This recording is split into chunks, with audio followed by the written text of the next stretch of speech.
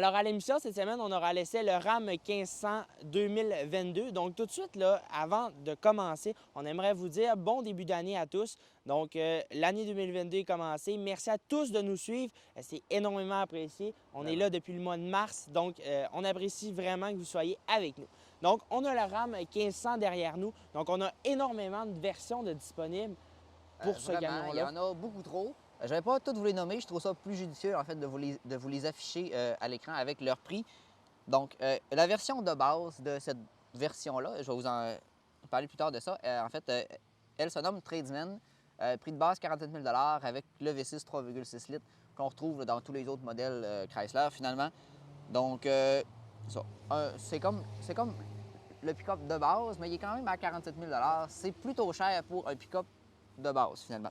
Ensuite, si on regarde derrière nous, le camion bleu, c'est la version sport. Donc, pour ce véhicule-là, on a le 5.7 EMI qui est aussi là, dans la plupart des camions RAM. Donc, pour celui-ci, on a un prix de base de 64 000 ce qui est quand même élevé aussi comme prix. Mais vous allez voir quand même, on a beaucoup en fait, d'équipements dans ce véhicule-là. Énormément surprenant. Et pour conclure, on a la version qui est le Laramie. Donc, un petit peu dans les avant-dernières versions, là, il va nous rester le Limited qui va suivre le TRX. Donc, tout ça, là, on est un véhicule qui est très confortable. Même chose, on a le 5.7 EMI qui est disponible avec ce camion-là. Oui, donc avec un prix de base de 70 000 quand même. Là, on tombe dans du très haut de gamme en termes de prix. Et bien entendu, on aura d'autres versions, le Limited et bien entendu le TRX. Le fameux TRX qu'on a eu la chance d'essayer il y a quelques mois de ça, en fait. Ensuite, il y a aussi le RAM classique, qui est en fait l'ancienne génération du RAM 1500. Qui est présente sur le marché depuis 2009 et on l'a gardé sur le marché comme on va faire avec l'ensemble des véhicules, en fait, de la gamme Dodge, Jeep, SRT, tout ça. Donc, le Jeep Grand Cherokee va rester de cette manière-là. Donc, on aura la nouvelle version et la version classique. Mais si on se concentre sur le RAM, on aura le classique qui va être, lui, à un prix beaucoup moindre. Oui, donc entre 28 000 et 45 000 Donc, le plus cher des rames classiques est aussi cher que le moins cher des rames 1500 normales. Quand même, on peut voir là, le parallèle qui est fait ici. Non, ce n'est pas des versions qui vont être très équipées. Par contre, le Warlock, là, il va être quand même assez équipé. Ça commence à être pas si pire, là, quand même. Pour 45 000 on a du stock. Pareil, c'est quand même bien. La seule chose qu'il va falloir savoir, c'est que l'ensemble de de la gamme classique vient avec le 3.6 Pentastar. On devra ajouter l'option de quelques milliers de dollars pour avoir accès au 5.7 EMI. En effet. Donc, c'est ce qui va faire le tour là, de mes versions préférées, finalement, ou que je tenais vraiment en fait, à vous mentionner. Le reste là, vont être affichés ici à l'écran. Donc, c'est ce qui conclut les versions. Maintenant, on va faire le tour du camion. Alors maintenant, si on fait le tour global du véhicule, si on regarde tout de suite à l'avant, ce qu'on peut remarquer, c'est que ça a complètement changé, là. Si on part de la base de 2009, c'est aucunement le même camion. On a redessiné ce camion-là en 2019 et ça fait énormément de bien. Oui, on a un look là, qui est très carré, qui est très musclé. C'est un look de camion américain, finalement. C'est ce qu'on s'attend du RAM, mais c'est ce qu'on a. Vraiment, en fait, un look qui est très réussi, selon moi. Et si on regarde pour ce camion-là, tout de suite, ce qu'on peut remarquer, c'est que le capot du sport est beaucoup plus musclé, comme tu nous l'as mentionné. On a des trappes qui sont factices, par contre, mais on a quand même des trappes en plastique noir, donc il va donner encore un aspect plus sport, plus musclé. Donc ici, pour ce qui a trait aux phares qui sont tout au LED pour ce qui en est de la version sport, si on va avec la version Bighorn, on aura des phares qui seront halogènes. Aussi, selon en fait, les versions du RAM 1500, on a des grilles de calandre qui sont un petit peu différentes. Là. Ça diffère selon en fait, la version du camion, selon le prix qu'on paye. Plus on paye cher, plus on a une belle grille, finalement. Donc, ça diffère un peu. On a aussi une troisième sorte de feux avant qui sont plus minces, qui sont en fait... Sur la version Limited et la version du TRX, on aura des phares qui seront plus minces, donc qui va donner un aspect encore plus haut de gamme. Dépend de la version, bien entendu, que vous allez choisir, mais habituellement, là, dans la plupart des versions, ça va ressembler à ça pour ce qui a trait au devant. Exactement. C'est ce qui fait pas mal le tour, je crois. On peut se déplacer sur le côté maintenant. Alors maintenant, si on se retrouve sur le côté du RAM 1500, tout de suite, ce qu'on peut remarquer, c'est qu'on n'aura aucune trace de chrome. Donc ça, on adore. Les insignes vont être noirs, les mailles noires, les tours de fenêtre vont être noirs, les miroirs, les marchepieds aussi. Donc rien en chrome. Et ça, c'est très, très beau selon nous. Vous le savez, en fait, vous commencez à le savoir un peu, le chrome, on n'aime pas tant ça. Donc vraiment, le noir comme ça fait notre bonheur. Ensuite, on aura l'ouverture et fermeture sans clé. Donc, on n'aura qu'à passer notre main et ça déverrouillera le camion. Donc, très simple d'utilisation. Ensuite, pour ce qui a trait au miroir, sur cette version-ci, on ne l'a pas, mais on aura les miroirs qui vont s'ouvrir de façon horizontale, donc ce qui va permettre de faciliter en fait le remorquage avec ces miroirs. Donc, c'est ce qui conclut le côté. Il n'y a pas grand-chose à dire. Ensuite, on a ici, pas sur cette version-ci par contre, mais sur les autres versions, on peut l'avoir en option, le Rambox, qui va nous permettre d'avoir un espace de rangement qui va être quand même très profond. C'est très surprenant. On ne s'attend pas à ça. Cependant, ça vole beaucoup d'espace dans la caisse. On va vous le montrer, là, le blanc derrière nous a cette option-là dessus. Donc, vous pourrez voir ça. Donc, c'est ce qui conclut le côté. Maintenant, on s'en va à l'arrière. Alors maintenant, si on regarde à l'arrière tout de suite, on va commencer par parler du design et par la suite, on pourra parler de capacité de remorquage. Donc, même chose qu'à l'avant, les phares Odell à 100 les insignes de couleur noire, le gros logo RAM Sport et, bien entendu, la caméra de recul qui se situe ici. Et on aura les pots d'échappement qu'on va vous faire écouter dans quelques secondes après que Raphaël nous ait parlé des différentes versions et, bien entendu, des capacités de remorquage. Effectivement. Donc, il y a quand même beaucoup de chiffres qui vont suivre, préparez-vous. En premier lieu, l'espace cargo. Donc, c'est une boîte d'à peu près 6 pieds ici, 5,7 si je ne me trompe pas. Donc, ça, on a 1521 litres d'espace là-dedans pour stocker plein de choses. Nous, par exemple, on stocke de la neige présentement, mais quand même, là, on a beaucoup d'espace ici, sauf avec le Rambox. Là, vous pouvez voir l'image présentement. On perd beaucoup d'espace quand même. Là, je vous l'avais dit tantôt, mais c'est vrai, on en perd beaucoup. Ensuite, en termes de charge utile, on peut mettre 2300 livres là-dedans, donc beaucoup de neige. Ensuite, en termes de remorquage, avec le V6 Pentastar e-Torque, on a 7460 livres, donc quand même respectable. Ensuite, avec le V8 5.7 EMI, avec ou sans l'hybridation e-Torque, merci, 11 410 livres, donc pas de différence pour les deux. Ensuite, V6 EcoDiesel 3 litres, moteur le plus coupleux de sa catégorie. Par contre, la fiabilité, on ne le sait pas trop, là, mais... Aléatoire. Douteuse, c'est-tu les bons mots? En tout cas, quelque chose comme ça. Donc, avec ça, 9860 livres. Un petit peu moins, cependant, plus économique, probablement. Ensuite, il y a un camion qui a ce moteur-là. Il n'y en a pas beaucoup qui vont l'acheter. Cependant, on peut quand même tirer 8100 livres avec le Ram TRX, qui, lui, a son V8 6.2 suralimenté.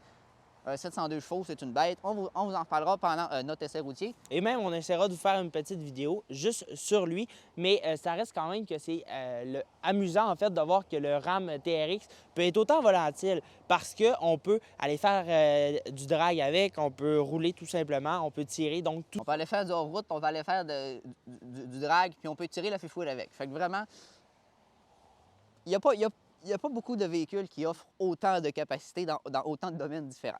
Donc, vraiment, pour ça, c'est intéressant. Donc, sinon, c'est ce qui fait pas mal le tour des chiffres que je voulais vous donner. Maintenant, la dernière chose qui reste à faire, je vais aller vous le décoller. On va se faire un petit cold start.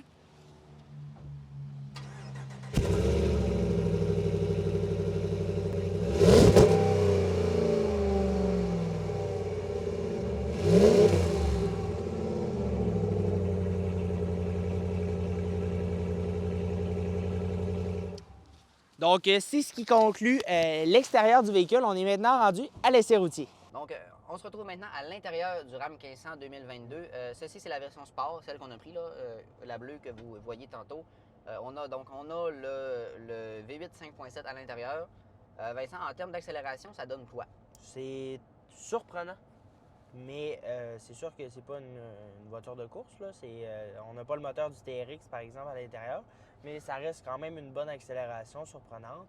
Oui, on a une bonne puissance quand même là, pour la grosseur du camion. Ce V8-là fait 395 chevaux et 410 livres-pieds de couple. Ça reste quand même bien. C'est bien en masse. Oui, c'est bien en masse pour qu'est-ce que c'est. J'en ai personnellement fait le test d'un avec le V6. Ça tire pas mal moins. Cependant, c'est quand même pas si pire que ça. On peut faire une petite accélération ici, là. Là, c'est sûr qu'on n'a pas la pleine puissance parce qu'on est en tailleur d'été. En plein hiver, c'est vraiment magique, mais ça, on est quand même capable là, de ressentir qu'il y a une puissance dans ce véhicule-là. Donc, pour ça, c'est très bien. Sinon, outre la puissance, en termes de confort, on a vraiment un camion là, qui est très, très confortable. Ouais. Donc, que ce soit pour la suspension ou les sièges ou en fait quoi que ce soit d'autre, vraiment, là, c'est une camionnette de ville finalement là, qui est axée sur le confort. Pas de trailer, pas de charge, Plus vraiment que, comme ça. ouais, plus que pour le travail, parce que lorsqu'on prend place à bord tout de suite, on remarque que c'est confortable. C'est la première chose qu'on peut remarquer. Oui, c'est la première chose que j'ai remarqué aussi avec tout l'espace que j'ai. Les sièges qui ont des gros coussins, qui Ouais. sont larges, on est bien assis dedans. Les coil springs en arrière là, qui font que le confort est super. Il n'y a pas Exactement, d'autre c'est mot ça. à dire. C'est super le confort qu'on y retrouve dans ce camion-là. C'est vrai, ouais. On n'a pas en fait, des suspensions à lame comme la plupart des autres camions. C'est vraiment des coil springs. Ça absorbe mieux les chocs. C'est pas mal plus fun comme ça. Par contre, on peut avoir la suspension pneumatique dans certaines versions, en option bien entendu, mais dans la version qui nous concerne, on ne l'a pas. Pour nous, ça ne nous dérange pas plus qu'il faut, mais on a... Non, connaissant la fiabilité à long terme générale des suspensions à l'air, je ne sais pas vraiment pour le RAM elle-même, mais généralement, ça a tendance à péter après quelques années.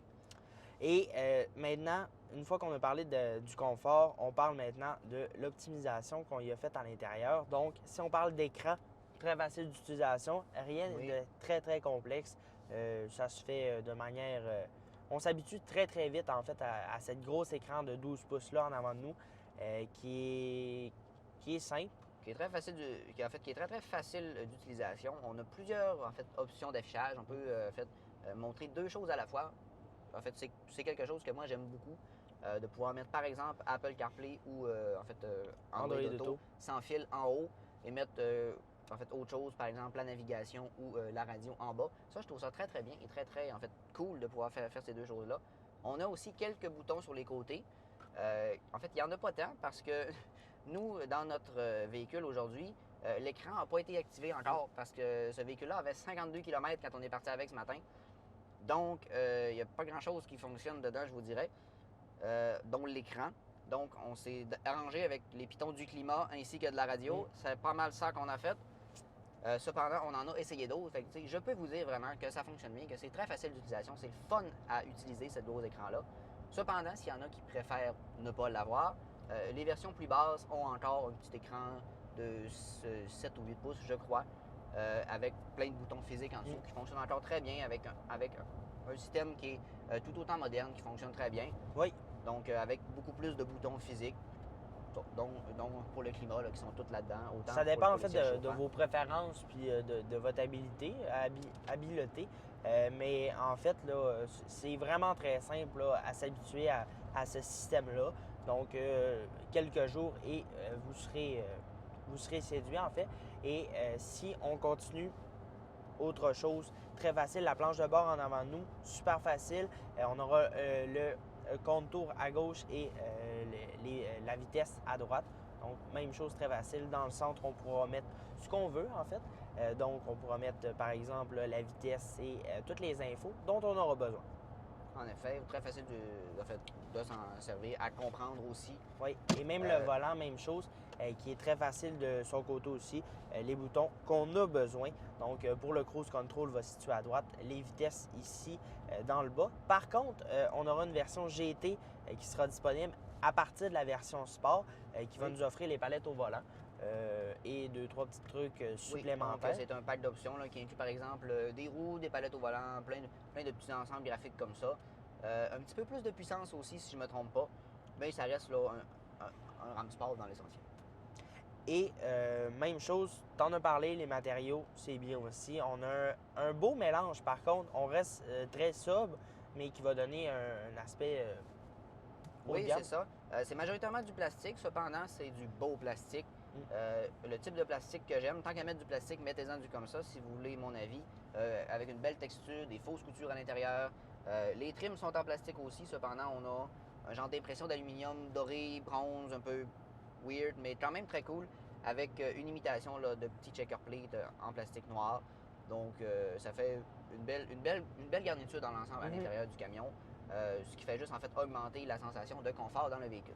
Et en termes d'espace, on a beaucoup d'espace pour nos jambes, pour nous en fait, autant à l'avant qu'à l'arrière, parce qu'à l'arrière, il y a énormément de place aussi. Ça, c'est bien, mais ici, là, au niveau de la console centrale, on a de la place pour se perdre en masse. Là. Oui, 2 rangées d'espace. On a le plateau coulissant ici qui s'en va d'un bord à l'autre, plus d'espace ici. Sur les côtés, on en a également. Dans les portes, on a 2 étages de rangement et même celui-là du bas est plus large que la porte elle-même pour pouvoir mettre encore plus de stock. C'est vraiment pensé là, pour mettre des choses là-dedans. J'ai 2 coffres à gants ici, un en bas et un là.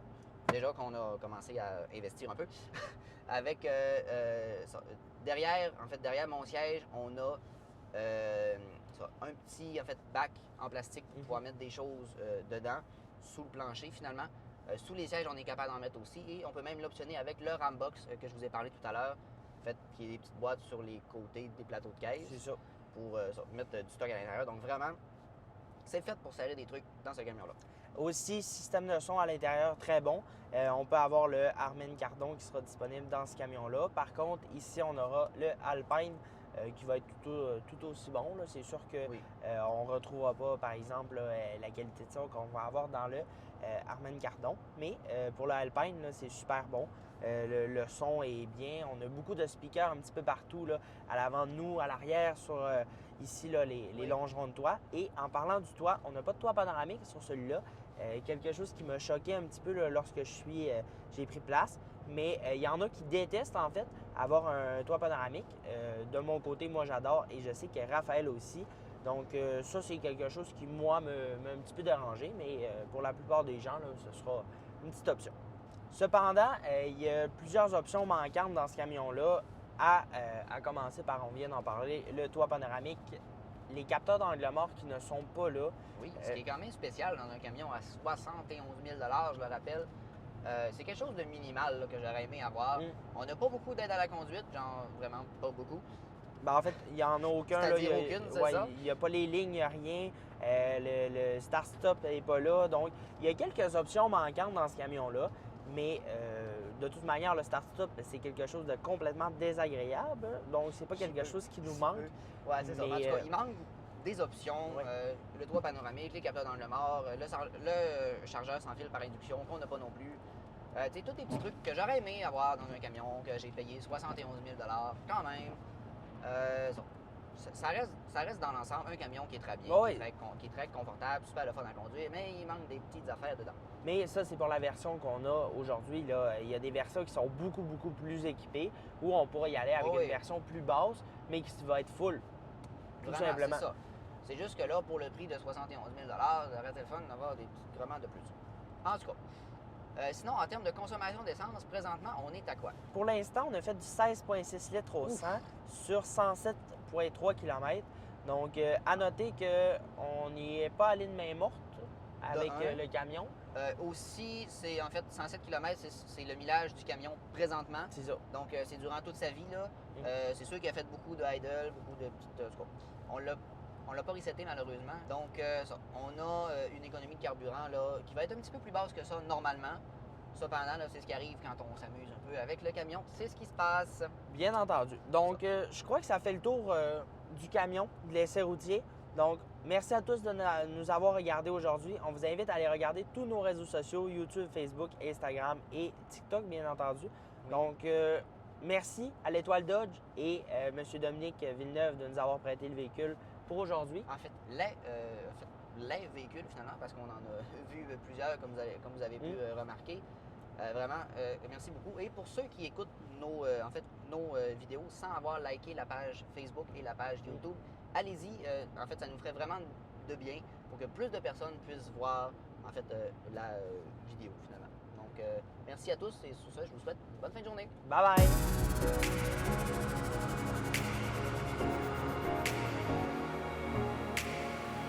Music Live.